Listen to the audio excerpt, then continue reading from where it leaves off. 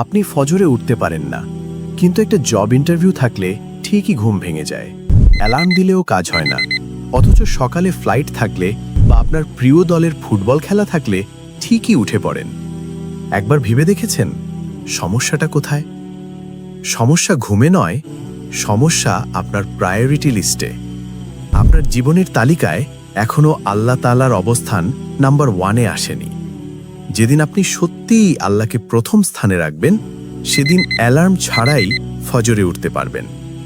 ফজর শুধু নামাজ নয়, এটা আপনার ডিসিপ্লিন, আপনার বরকত আর সফলতার শুরু। আজ থেকে একটুখানি বদলে দেখুন। রাতে তাড়াতাড়ি ঘুমান, ফোনটা পাশে নয়, দূরে রাখুন। ফজরের সময় উঠতে অ্যালার্ম দিন, তবে সেটাও বিছানা থেকে দূরে রাখুন।